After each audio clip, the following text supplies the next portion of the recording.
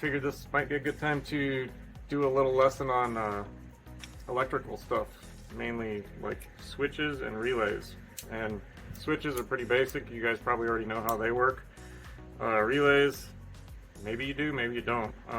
I know that when I was younger, getting into cars, trying to wire stuff up, I would, like, say I wanted to wire up fog lights, I would just take the positive and kind of go in and out of a switch because I didn't understand how relays worked. But if you're doing anything that requires any kind of like current load, you really should be using a relay, and don't be intimidated by them. They are, after watching this, you'll be able to wire up a relay no problem.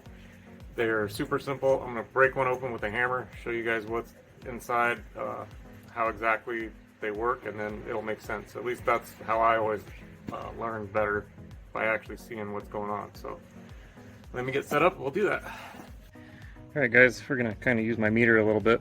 If you have a meter, it probably has a setting that looks like that. That's like means that it'll beep whenever there's continuity. Continuity just means that, you know, the two things are touching.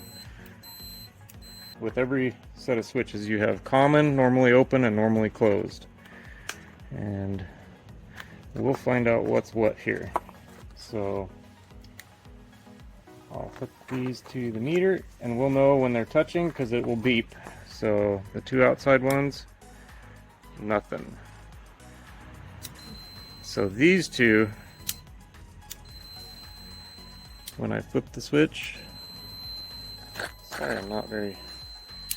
So one of them's common, one of them is normally open, meaning open, meaning not touching. And then when you close the switch, it just makes a circuit.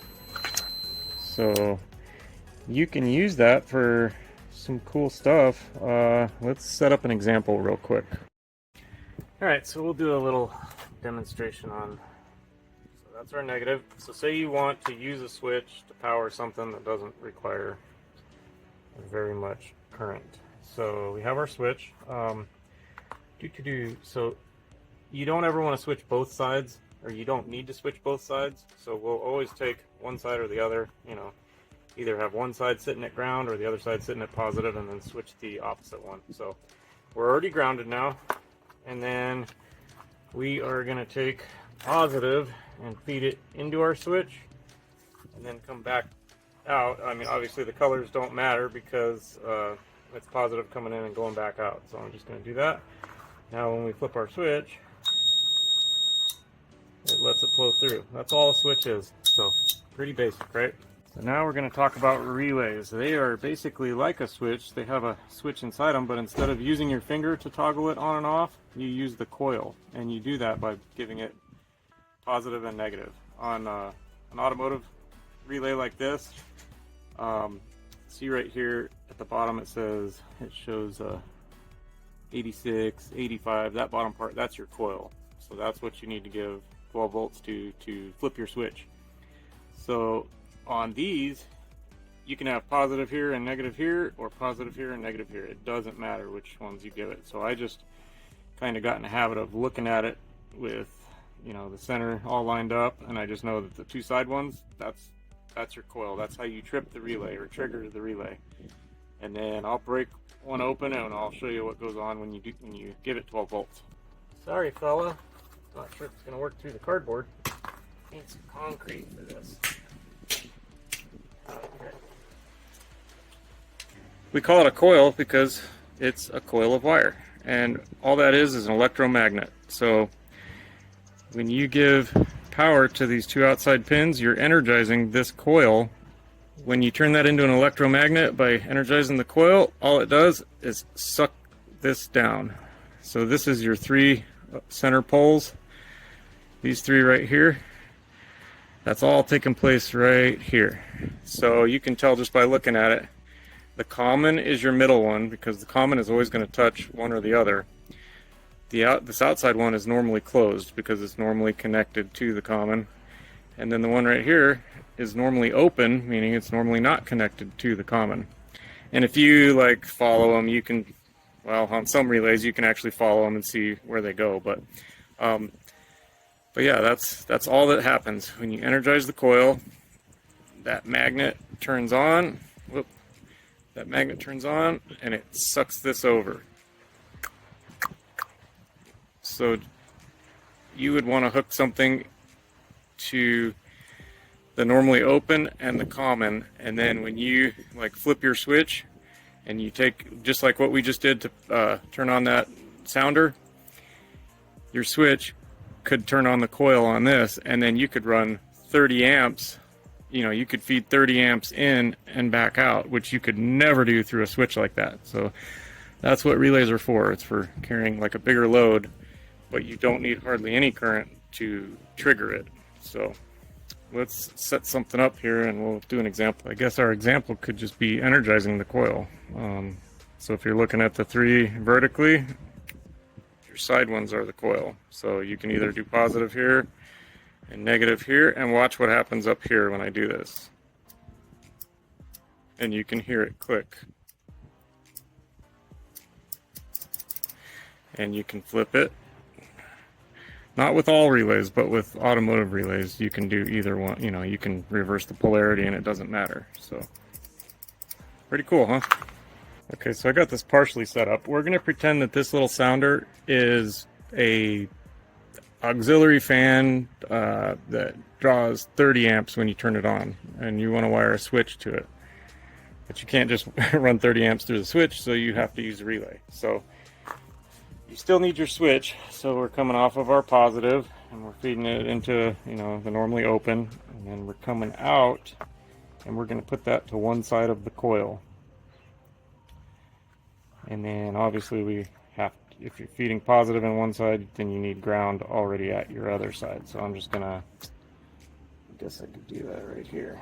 Okay, so now when we flip our switch, you should hear the coil.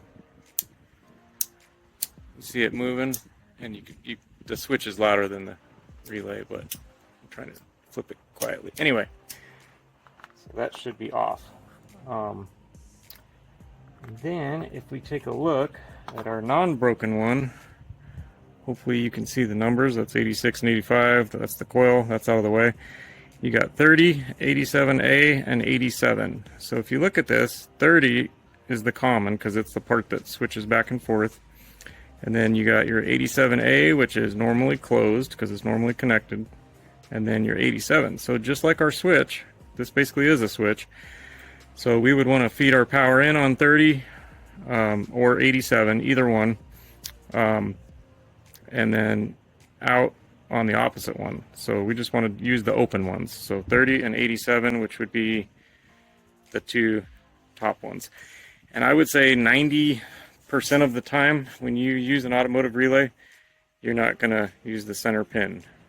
That you use those when you start talking like reverse polarity door locks and things like that, where you're, you know, you need, anyway, we'll do that some other time.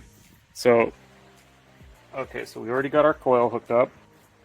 So let me take a couple more, and we will say this is our load in. You know, it's fused straight from the battery. Say you have a 40 amp fuse coming right off the battery, and this is a thicker 10 gauge wire or something. So hook that to either top or bottom, and then coming out to our positive of our fan would be the other side. We'll put that right there. Oh, I guess our switch is on. Okay, so that's it. I know it looks confusing, but if you followed step by step, it really wasn't. So guys, I'm going to interrupt to simplify this for you even more. If you're doing something like what I just showed, where all you want to do is turn something on, like fog lights or a fan or something, just hold your relay like this, where your left and right are vertical, and then that's what I'm representing here. And then when you have the relay like this, your left and right, that's your coil. That's how you turn it on. So that's going to be your positive and negative. And then your up and down, that's power in and power out. It doesn't matter if you feed it in from the battery this way and out to your fan, or in from the battery and out to your lights. So left and right, that's turning it on and off. And then top and bottom is your power in and out. That's how simple it is. Whether it be, you know, say you're going to power it with a switch like what we did, or say you're at your fuse box and you take your meter and you find an ignition wire that when you turn the key on, you find the fuse that goes hot, and you tap off of that with another fuse, and you run that into here, and then you ground the other side. Then every time you turn the key on, this clicks and your fan kicks on. There's a million combinations, a million ways you can do it, but that's how simple it is. If you just want to turn something on, which is probably 95% of what relays are, you're not going to use the center pin. You're just going to turn it on with these two and feed power through with these two. So there you go. Okay, so now it's really complicated with this. We're going to turn on this LED, but we're going to use that center pin the forbidden center pin that nobody ever uses. Whoop. So if I could sneak this in there, that is going to do the opposite of what our sounder does. I don't know what the application would be for that, when you would need to do that, but say you need a light to come on anytime your fan shuts off. So you're like, oh crap, I'm going to overheat. I need to do that. I need to flip the switch. LEDs are diodes, so if you hook 12 volts one way, it won't work. If you hook it the other way, it will work. So that's all you really need to know. So we'll try it one way. If it doesn't work, we'll try it the other way. This one's bent. I must have stepped on it or something. Okay, so there we go. So that will be positive. So we need to ground the other side. Okay, and nothing's happening. With our sounder turned off, this should be on.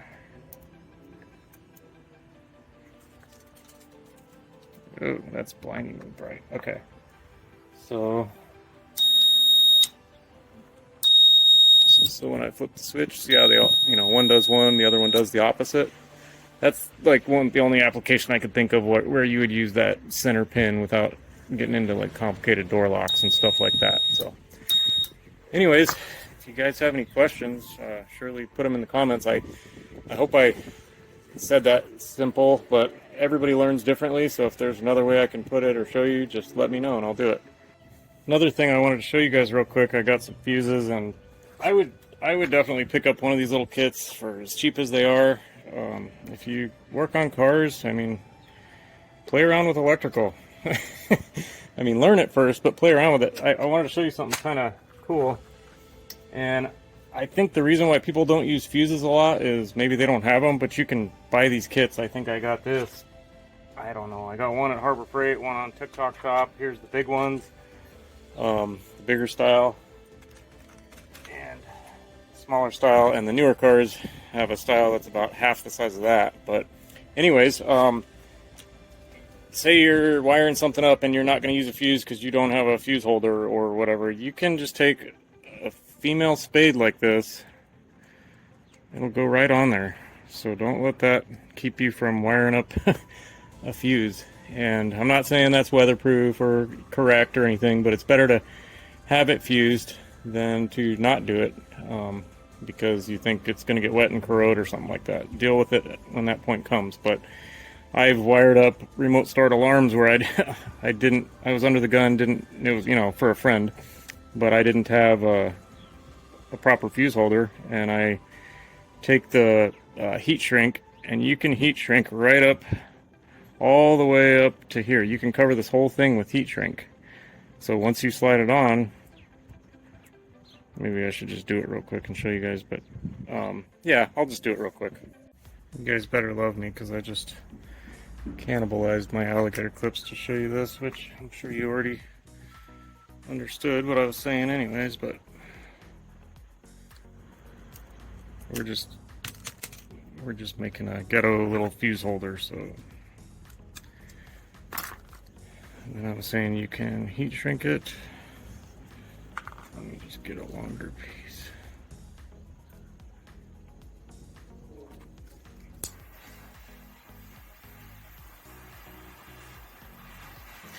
I'm just using a torch because you could absolutely use a lighter, but it's so windy here today. You'd probably have a thicker gauge wire if you were actually doing this, so it would shrink around it. Let's do a red one on this guy. Just, you would never have positive going in and negative coming out, but these are just examples.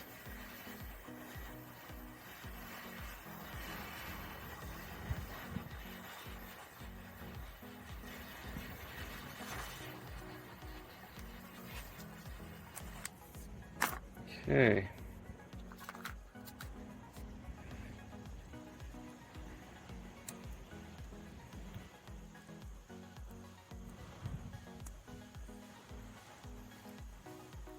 There you go. I think I forgot to mention that when you're wiring up your relays, how you do that, I've seen people actually solder straight to there. I wouldn't do that. But you could use these female spades. Just put them on and then crimp your wire on and then put it on. Or the other thing you can do is when you order them, buy them with these sockets that just plug right in. And then they give you a different color for each, coil and load and stuff like that. So that's a couple ways to wire it up. Hey guys, just one additional thing real quick. A minute ago when I said you can put a smaller fuse, you just don't ever want to put like a bigger fuse than whatever was recommended, whatever came from the factory. The reason for that is fuses are there to protect the wiring in your car. So every wire has a certain point where, if you say this is pretty small, the wires inside here are incredibly small, but say this was the size of the actual wire and say it starts to melt at like 40 amps, then they would probably put like a 25 or a 30 amp fuse to protect the circuit that this wire is on. And that's there so that if this shorts to ground, it's going to get extremely hot, start melting the insulation. I mean, it happens really quick too, and then the insulation will catch on fire and stuff like that. But what happens is that whole length is all one, might as well be that big. Everywhere along it all heats up. So that fuse, if it's smaller than this, it burns up instantly, or almost instantly. It burns up before the wire has a chance to get really hot and melt the insulation and all that stuff. So that's why I said you can put a smaller fuse in, but say you're popping a 15 amp fuse. I've seen it where people will be like, oh, just put a 20, and pops that. We'll put a 25 in there. Don't do that. Then your wiring melts before the fuse pops. Anyways, I should have said that earlier. I forgot, so I just wanted to add that here at the end. Hey guys, thank you for watching that video. I wanted to end this off by showing you kind of what I keep around, and I actually keep it on my vehicle, which I have like a rolling toolbox on my Jeep. But anyways, I wanted to mention, if you guys have any questions whatsoever about anything, something that I didn't go over, or something you may not have understood, or something like that, I really want you guys to understand relays and switches and stuff, and be able to add things to your own vehicles. That's my goal, is to somebody that's never done it before. You should be able to order a few things off Amazon and spend a day over the weekend and do it yourself, and have it work and without damaging anything, and hopefully build confidence in yourself too. So I'm going to include a bunch of links on just random different things that I always keep around. One of the things would be a little battery like this. This is basically just an alarm battery. It's 12 volts, 7 amp hours. It's pretty good size, but it's small enough to where it's like really handy for testing and things like that. Before I take the stuff off the Jeep, let me show you how much of a disaster area it is in the back. Pretty much takes up this whole back area. So, alright, I'm going to pull it off and then I'll show you. Okay, there's still this much crap on here. It doesn't look like I really made a dent, but I pulled off this much stuff. So split loom, I always like to keep some of that. Split loom, if you don't know, is kind of what it sounds like. It's loom, but it's got a split in the middle of it, so you can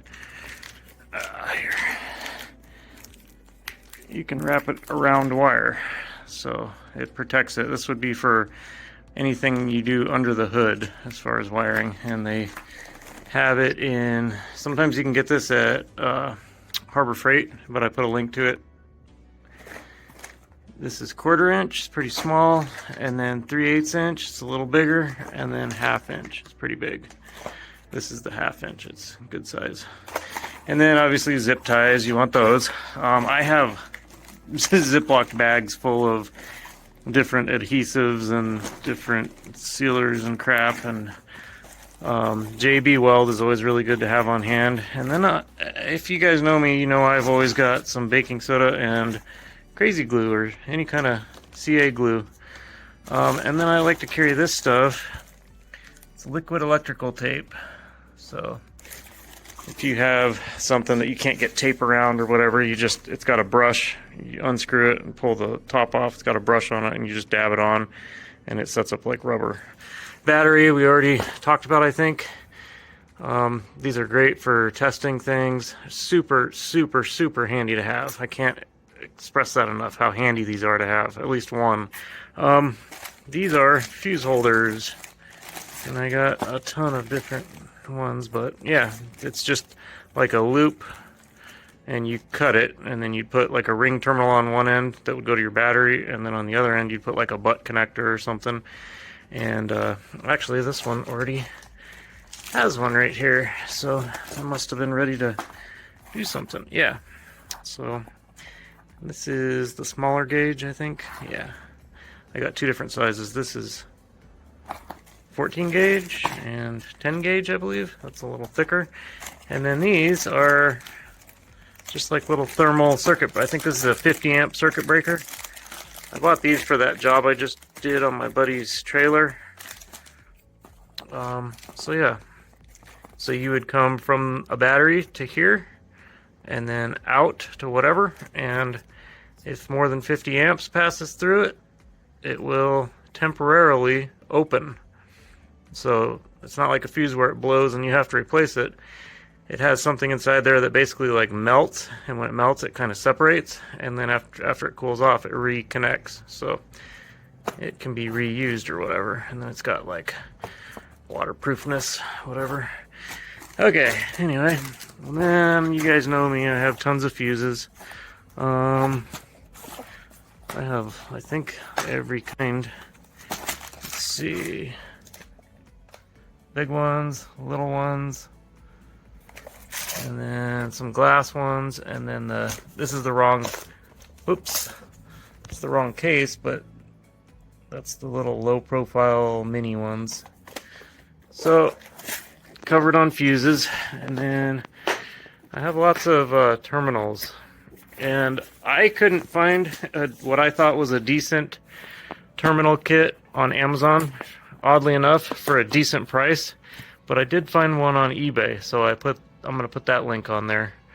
I always try to find, these spades are very handy if you're going to do relays, and then for grounds you need a lot of these ring terminals of different sizes, so to me those are important.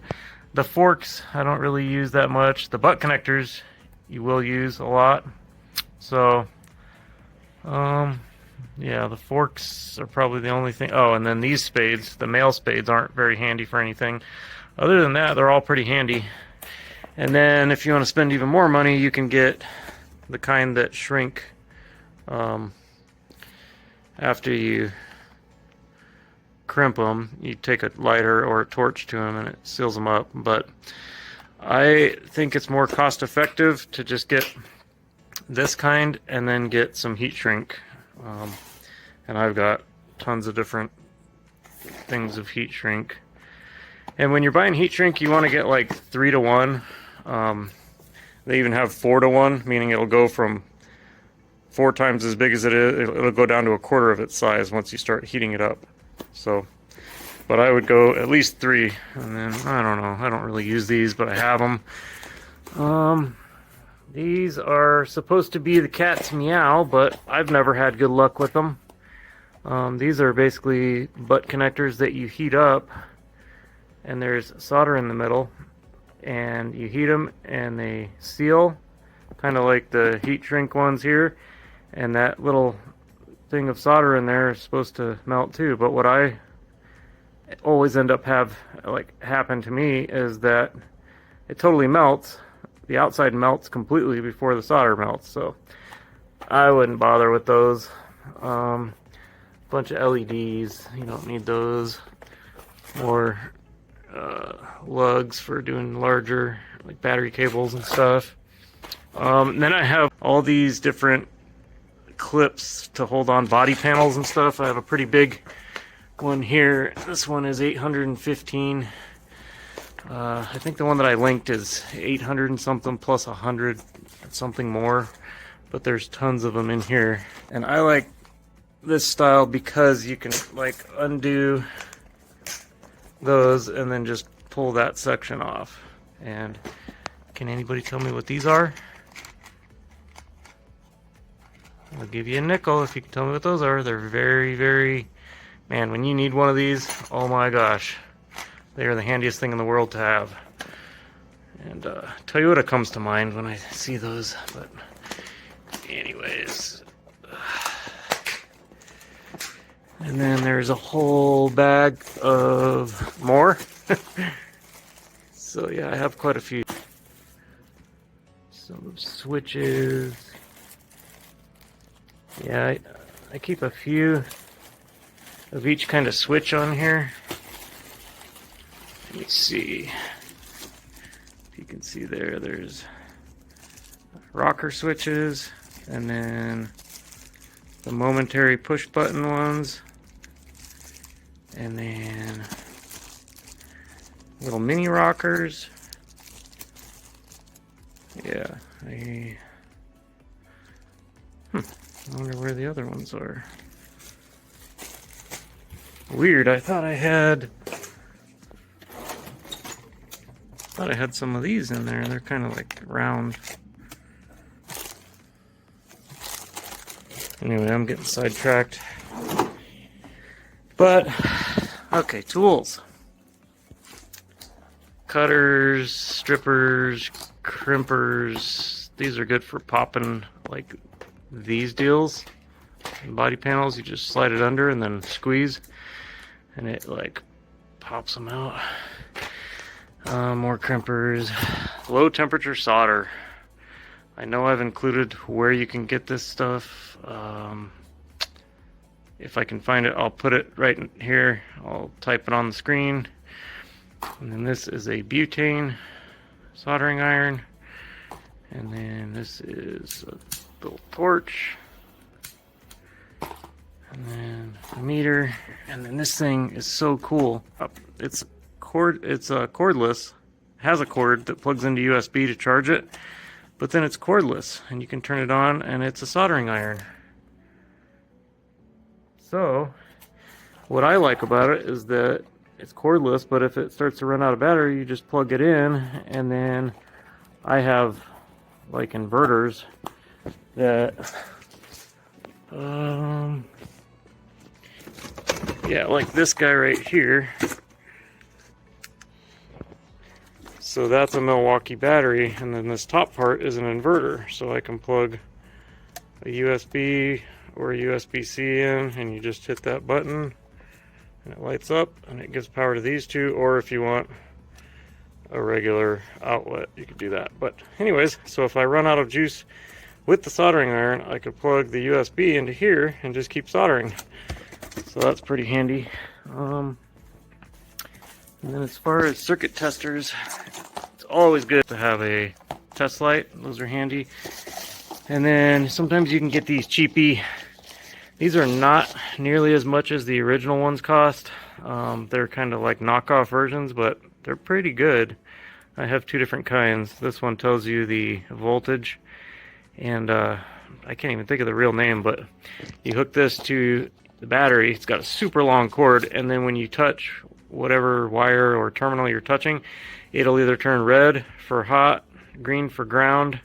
And then the cool part is if you push that, it'll throw a positive through here, and if you hit it the other way, it'll throw a ground through here. So you can like turn stuff on and off. Like if you're probing like the solenoid of a starter, you just hit that and it'll crank over. Or like a horn, you're on the positive side of a horn, you hit that honk, you know. And then here's an even cheaper one, but they both work pretty well.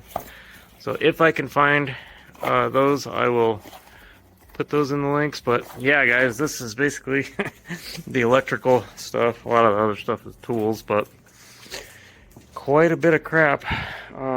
But yeah, if you're starting from nothing, you can just get you a little bit of wire, get a pair of strippers slash crimpers. You can get a dedicated pair of cutters if you want, but that's really all you need. For electrical tools, maybe a razor knife for stripping insulation and stuff, and a torch is handy, or a lighter is always good. You can get multimeters very cheap. I'm not going to include a link because that's kind of, there's so many options, and it kind of just depends how much you want to spend on one. But and then yeah, one of these kits would be super handy for most things. And then if you're not going to get the kind that you heat up and it seals, maybe get you some heat shrink. You can actually buy like rolls of this stuff, but I like the assortment because it has all different sizes. So if you're doing stuff under hood, it's well worth it to get that. You can definitely tell somebody that knows what they're doing under hood. If you look under the hood of a car and you see bare like red wires going everywhere, you can tell they didn't know what they were doing, or they really should have used split loom. That's what they use from the factory, and it protects the wire, and you should do it if you're adding stuff to the car. But yeah, guys, I'll leave links for as much of this stuff as I can, and hit me with questions, guys. Seriously. I know every single person that watched this video has at least one question, so I look forward to talking to you guys in the comment section. Alright, guys. As I always say, if it's got parts, you can probably fix it. Alright, take care.